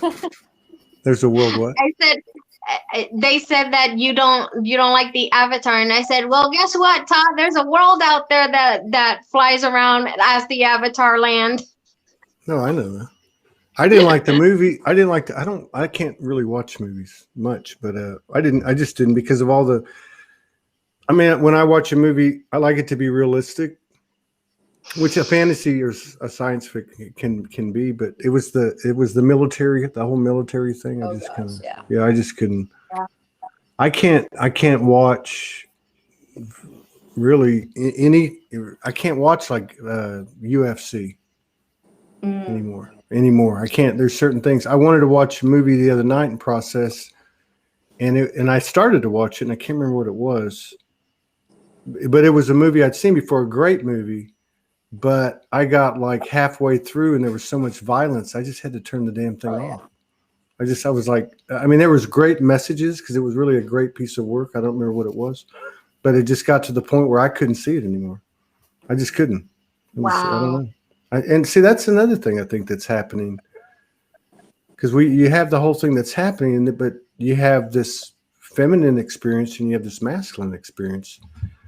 And really, to me, like the more that quote unquote her energy expands, the more stillness he can have to hear himself. Like when you asked me, I think Morgan asked me, what does that look like, this transformation you're seeing? And I said that weight comes off your shoulders.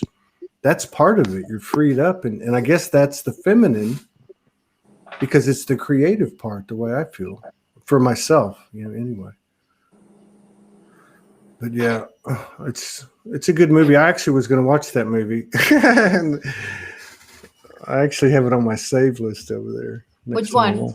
Avatar. Oh, because the second one's coming out soon. So. Yeah. But no, I totally, I'm with you. I cannot see what I used to be able to see. I cannot listen to the same things that I used to listen to. Yeah. And I'm really excited to see the upgrade of the music industry and the movie industry and all of these different things. Really upgrade. It's another reason to hang around. Right. But you're right. I love music, and so I'm here all the time. I don't go anywhere. I just work and hang out, whatever. And so I had the whole place to myself, and it was really like the first time since, I got back from Soulogy Fest, and Morgan wasn't here because I really didn't have an adjustment. Plus there was all that energy in June. But what I found out was I can't turn on any playlist. And I love all kinds of music. I mean, I can listen to really anything. And so I either have total silence, which is 90% of the time, or I'll put on a playlist. And it's like those channels that's just nature, like the ones you go to sleep with. There's this one, and it's meditation. There's this one, and it's because we have, I don't know how big it is, but it sits up in the corner, and it's a picture of this lounge area with a fireplace, and it's all orange, and it just plays this music. Like I can't handle anything. I can't listen to blues, rock, country. I can't listen to anything, rap, hip hop. I love everything, but I can't do it. Well, and I think the light working community is now, they're coming out with new things right now. The musicians, all of that are conscious and aware, they're coming out right now, coming up with new conscious, more pure lyrics, less distortion and less programming. Yeah. So. Very true. I saw some in Savannah. Yeah, I also switched to like listening, because I'm an 80s baby. So, 80s is kind of like the hair bands. And I totally flipped the switch of like listening soft gospel music, or like the 60s kind of slow song that had meaning and soul. Like I started going through that. Then I into the, meditation or like, what is it? The hertz, like the 4-3-5 and stuff. And lately it's kind of like, I'll try to listen to something regular that I usually do. And it's kind of like, that don't vibrate anymore. So So it is a big change. Yeah, it is. A lot of things are changing. Wow. It's 1:28 in Van Buren, Arkansas. And 228 in Orlando, Florida. And ¿dónde está? 4:28 p.m. in Adelaide. Oh no, I'm not in Adelaide. In Queensland. Wow. ¿Qué hora es? On what day? On Thursday. Yeah. I'm central too, so it's 1:28. Oh, you're central. Oh, yeah. Morgan, you're 4:30. 4:28 p.m. on Thursday. Wow. It was really nice meeting y'all. Yes. Thanks for Same hanging here. out. Same here. It's very fun. Yes. Yeah, it's really cool. Very cool. We were just going to get on because we both felt in the moment, right? You just know. And so now I know why. Yeah. So I hope to see more of this. Ladies, Yes. you can trust the Of course. trust the space. Anybody? Yeah. It'll happen organically, just like tonight. Thank you very much. Thank you. Thank you so Thank much. you. Peace, love, and light to all of you. Yes. See you, Morgan Lee. Bye. Bye. Bye.